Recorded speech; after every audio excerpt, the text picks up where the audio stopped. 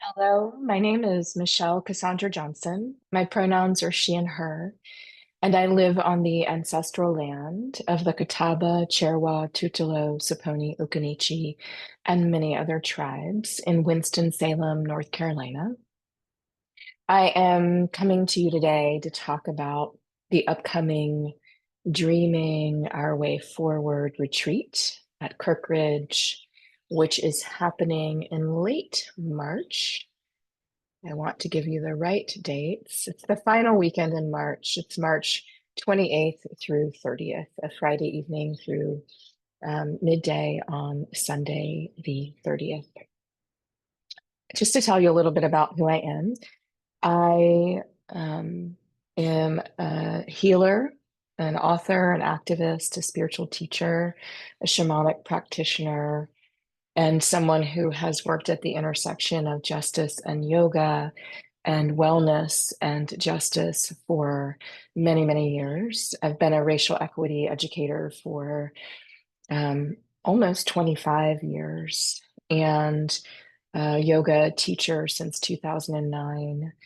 And as I think about the theme of the Dreaming Retreat, I'm also a dreamer and am someone who has been dreaming for quite a while, although the way that I think about dreaming has expanded throughout time, and the way that we can think about dreaming now and the utility of it certainly is present for me, which is why I'm excited to facilitate this retreat and hold space for us to dream together.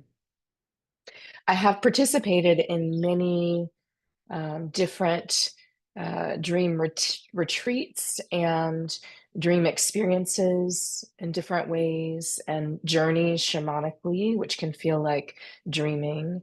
And one theme that is central to the kind of dreaming that I will invite us to do when we meet together for our ceremony circle retreat at Kirkridge is that when we dream, we are accessing the liminal space.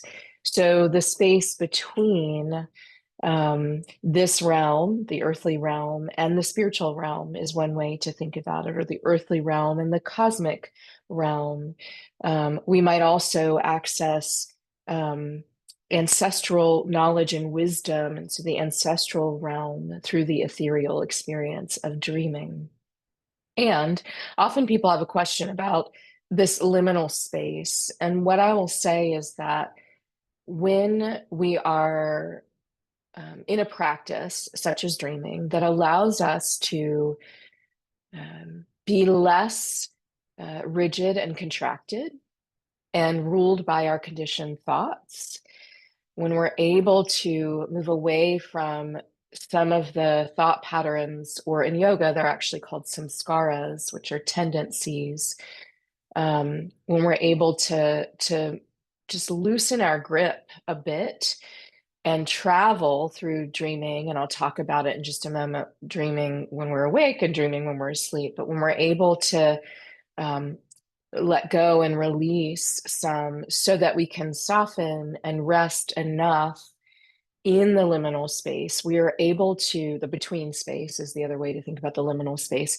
We're able to access some resources, some memories, some information, sometimes some guides, spirit guides, ancestors, energies, the divine. And from this access to these resources, and there are many more, we can then think about how we bring those resources and maybe answers to the questions we asked, right? When we travel to liminal space, how we can bring these things into our daily lives when we're awake. So, dreaming our way forward is an opportunity for us to come together and rest. It is an opportunity for us to come together and be in circle with one another. It is an opportunity for us to move through rituals, dreaming, calling ourselves into this space, perhaps some mantra work as well, mudra work, journaling, movement, contemplative practices. And it is a space for us to engage in practices that will allow us to move into that betwixt and between space, the liminal space. So I mentioned I would talk about dreaming when we're awake um, versus dreaming when we're asleep. And most people have daydreamed. And so when we daydream, we're actually awake, right? We are present to time and space in a way. We're in our bodies, we're conscious. And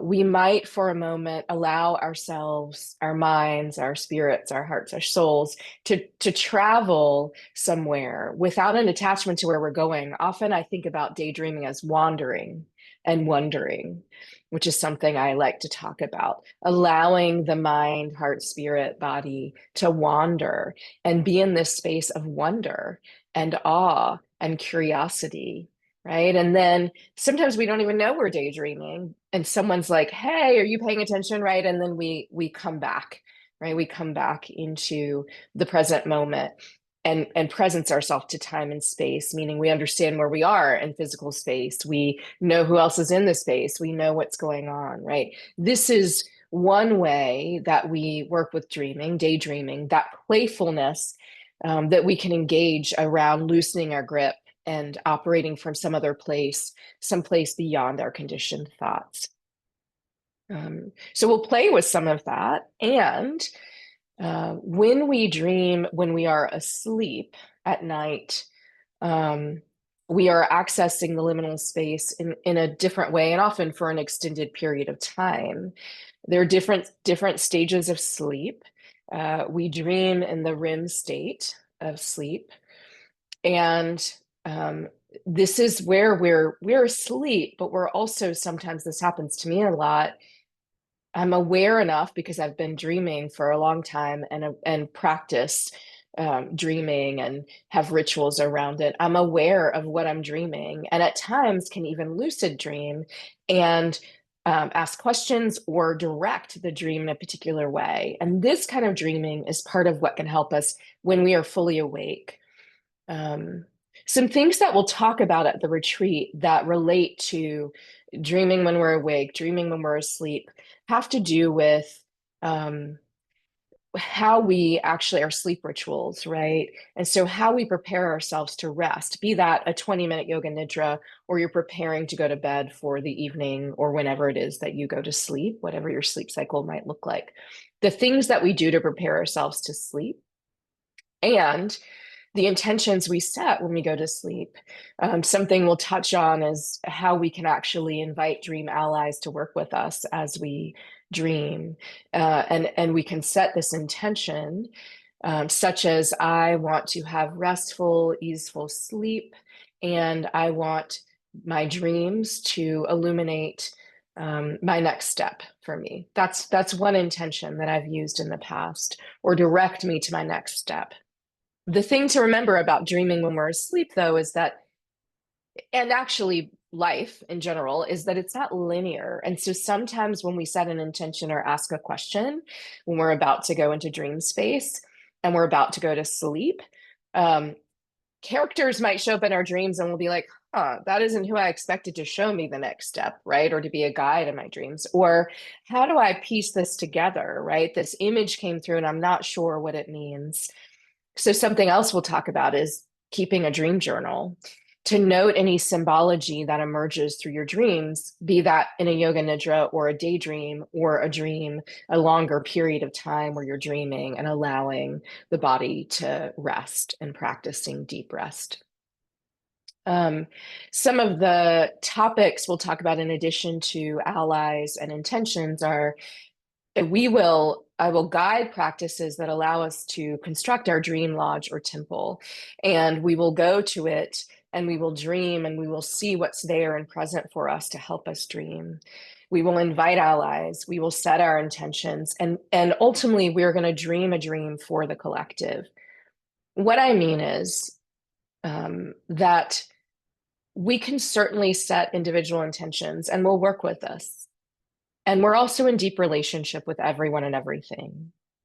And I think it's imperative for us at this particular time, socially, politically, culturally, to, with everything that's unfolding on the planet, to think about what dreams do we hold for the collective now and into the future? What healing is possible?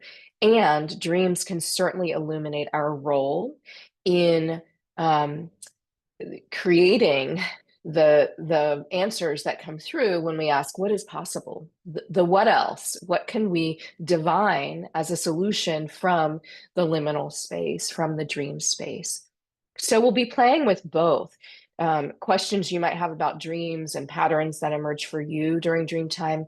And also, we're building this container as a collective so that we can dream together. And what is amazing that it always happens when I dream in groups with people or guide a dream practice is that someone will have the ocean with a whale in their dream, right? And someone else will have that same image that came through. And then we get to understand, what does that mean for this time?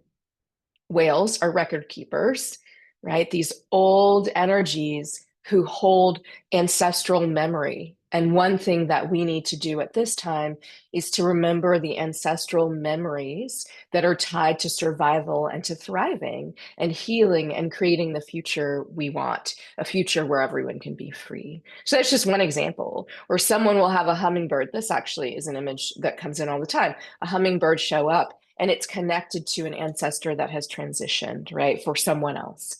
So that's the cool thing about doing these practices together is that we it's like going into any ceremony that we raise our vibration and conjure energy together for this collective dream that we have. Finally, what I want to say is, and I don't even know how much I need to say about this, is that there's so much going on the planet right now. And there's a lot of activation and there's a lot of reactivity and a lot of nervous system dysregulation. And what I understand about a dysregulated nervous system and the collective dysregulation that's happening is that it leads to more dysregulation and breakdown. And the wonderful thing about dream practices is they allow us to tend our nervous systems, right? To come back into center, to be intentional, to rest and slow down enough to rest and reset the nervous system. And they also allow us to tap into some creativity. And we certainly need to be creative as we traverse this time that we are all moving through. So I hope you join me for this dream retreat. What we'll be doing on Friday evening is setting the container, coming into circle, calling ourselves in, and moving through a dream practice. Saturday, we'll move through several dream practices. And if the weather permits, we will also be communing with the more than human world. I invite the more than human world into my dream space a lot. And Sunday will be some reflection and some inquiry around what's next, right? How do you want to take this information and work with it in your daily life as a ritual, right? Dreaming as a ritual, dreaming as a medicinal ritual. So I would love for you to join me. And yes, I hope to see you in late March. And in the meantime, I am sending many, many blessings to you and yours and the sweetest of dreams. Take good care.